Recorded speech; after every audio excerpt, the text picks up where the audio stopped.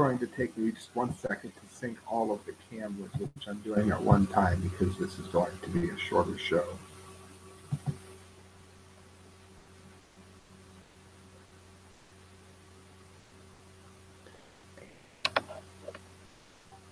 Greetings, unsettled souls.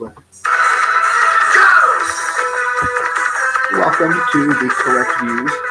Sam and I do begin when you're doing political commentary for the media scoops. I don't get a lot of correspondence at this show. At least not compared to, I think, what other hosts get. I get a lot of it, particularly if someone doesn't agree with me or something.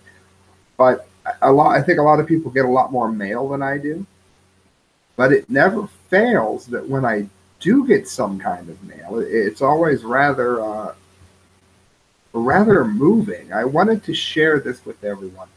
For those of you that might not know, on the last show, the Dump Cap of the Month award show, we talked about how the song was banned, Baby It's Cold Outside.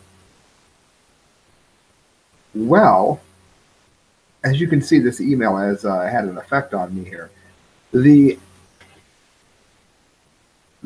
story must have touched one person, to say the least. I'm just going to read this to you, and I'll comment on it afterwards. Hello, Stan.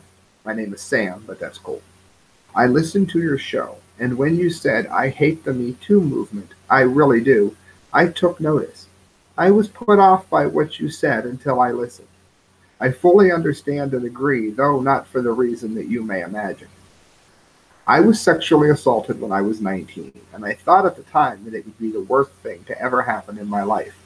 I got news for everyone, it wasn't. The worst thing by a large degree that I have ever been through was waking up in the summer of 2014 and understanding that my husband was leaving.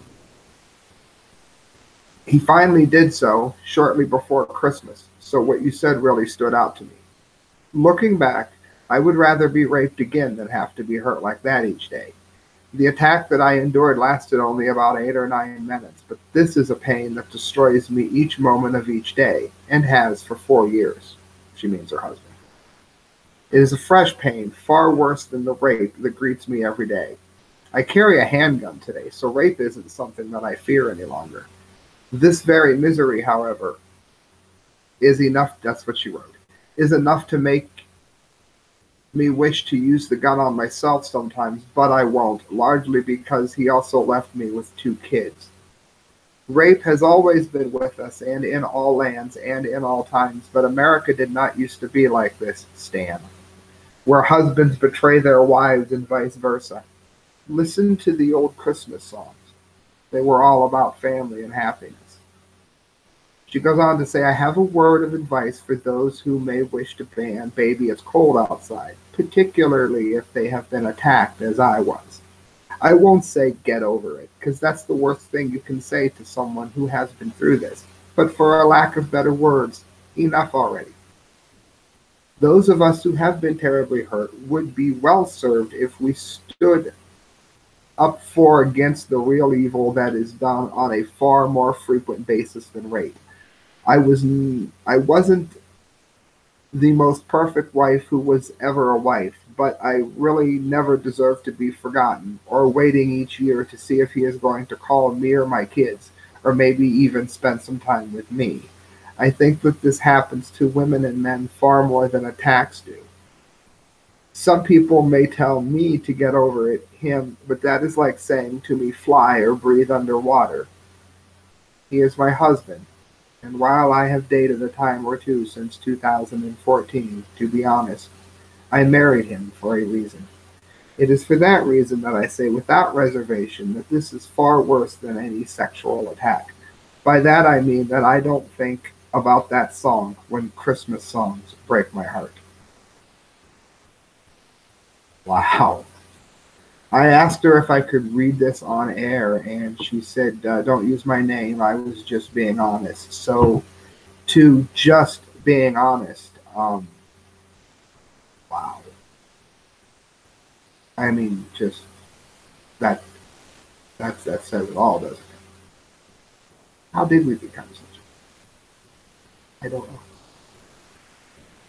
to address her point, I was listening with Christmas carols where I was at today.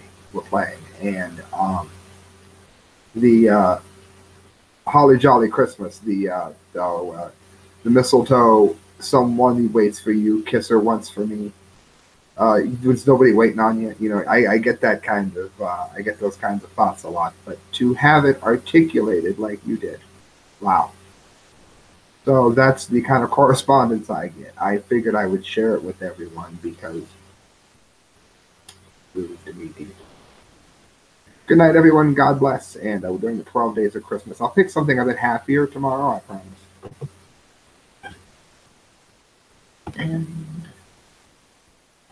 And to my YouTube audience, thank you for listening.